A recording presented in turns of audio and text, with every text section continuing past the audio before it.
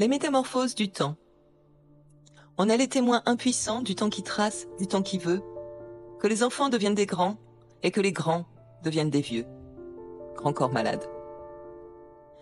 On rêve toujours d'être grand quand on est petit, jamais de vieillir. Mais la logique du temps est dans le mouvement. On ne reste jamais longtemps à la même place, au même stade de développement. Nous avançons sur la route, guidés par le temps qui nous pousse toujours vers l'avant, traînant nos valises de plus en plus lourdes de souvenirs. Nous ne gardons cependant pas tout du parcours. Nous compilons ce que nous jugions bon de conserver, et le reste, nous l'abandonnons sur les bas-côtés de l'oubli.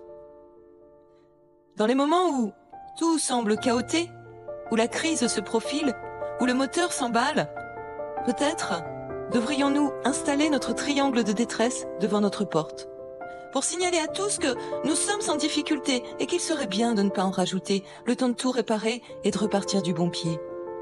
Personne ne traverse une vie sans accuser quelques moments difficiles. On ne peut pas parcourir tout le chemin d'une vie sans crevaison, sans panne d'essence, ni rupture de courroie.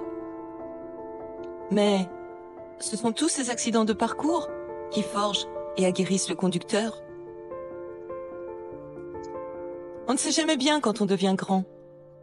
Sait-on alors quand on devient vieux? Les métamorphoses que le temps nous impose nous renvoient chaque jour des images changeantes, des regards d'hier sur les reflets d'aujourd'hui, et des soupirs parfois sur ceux que l'on imagine pour demain. On devient vieux quand on pense que les reflets n'évolueront plus.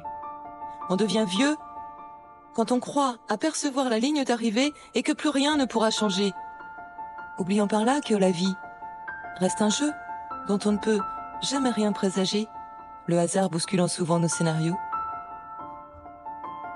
Quand on est petit, on rêve d'être grand. Quand on est grand, on se rend compte qu'on vieillit. Quand on est vieux, on comprend enfin qu'il n'y a guère plus à vivre que l'instant présent qui, seul, nous appartient. Et dire qu'il faut tout ce temps pour le comprendre vraiment, quelle perte de temps.